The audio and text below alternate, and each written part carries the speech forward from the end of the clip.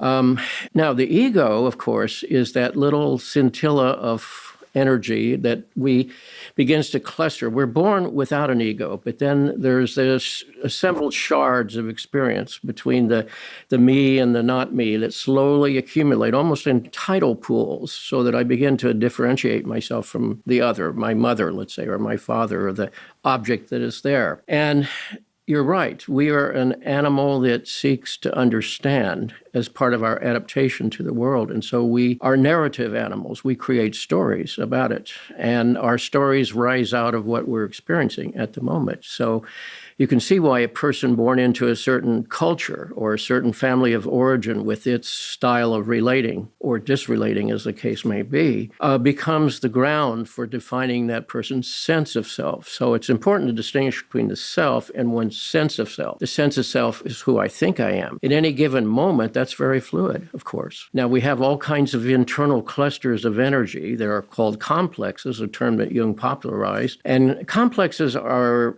splinter personalities, he said.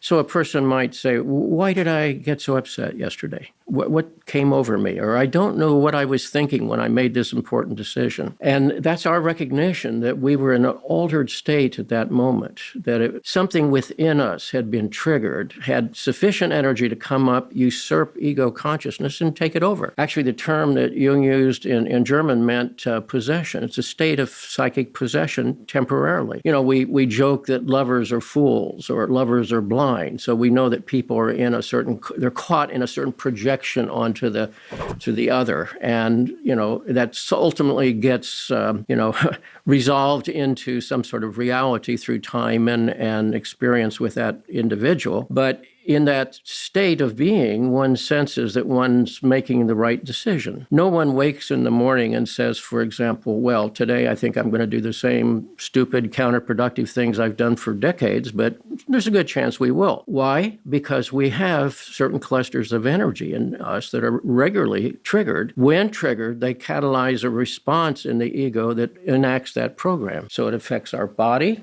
it affects our script, and of course it affects our perception of self and world. From the standpoint of therapy, one of the things we try to do is suggest to people you're not what happened to you, because one of our tendencies is to internalize whatever's happening to us, and thinking of that defines us. Of course, the younger, the less formed we are, the more we're likely to be defined by poverty or by disease or by alcoholism or by sexism or whatever the social constructs are into which we're born, as well as the psychodynamics of the family of origin. So in those circumstances, we all have a provisional sense of self. And if you have a culture that says this is who you are, this is what your orders are, your marching orders, here's your script, and the more authoritarian the culture or the more traumatic one's environmental situation and family of origin, the more likely I'm going to be reacting to that. So when I've had an experience, I'm either going to repeat it or I'm going to try to run from it, or maybe I'll be spending my life trying to treat it in some way that I'm not aware of.